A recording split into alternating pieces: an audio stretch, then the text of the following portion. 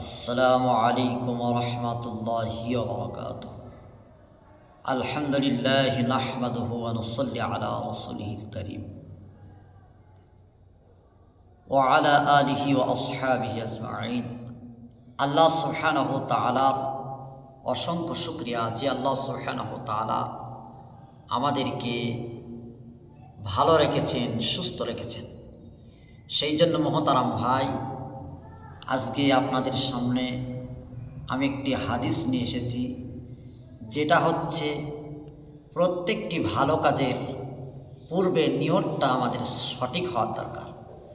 নবী করিম সাল্লাল্লাহু আলাইহি সাল্লাম বলেছেন, ইন্নামাল আমালু বিন্নিয়াত, কাজের ফলাফল হয় নিয়ত অনুযায়ী।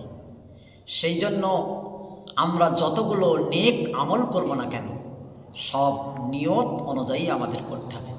যেমন আপনি সুগন্ধি ব্যবহার করবেন, আতর ব্যবহার করবেন, ব্যবহার করে জনগণের সামনে যখন যাবেন, যদি আমার নিয়ত এই হয় যে আমি আল্লাহর জন্য আতর, আমি লোক দেখানোর জন্য, লোকে আমাকে ভালো বলবে, এই অনুযায়ী যদি আমি ব্যবহার করি, তাহলে কিন্তু সওয়াব হবে না।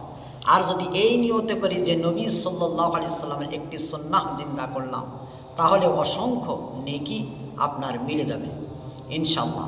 সেই জন্য আমরা প্রত্যেকটি নেক আমল করার পূর্বে নিয়তটাকে সঠিক করে নিতে হবে আল্লাহর জন্য।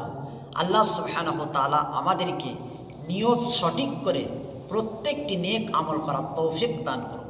ওমা তৌফিক ইল্লা বিল্লাহ। আর বিশেষ করে চ্যানেলটা যদি আপনাদেরকে ভালো লাগে তাহলে আপনারা সাবস্ক্রাইব করবেন। ওয়া আখির দাওয়ানা আলহামদুলিল্লাহ।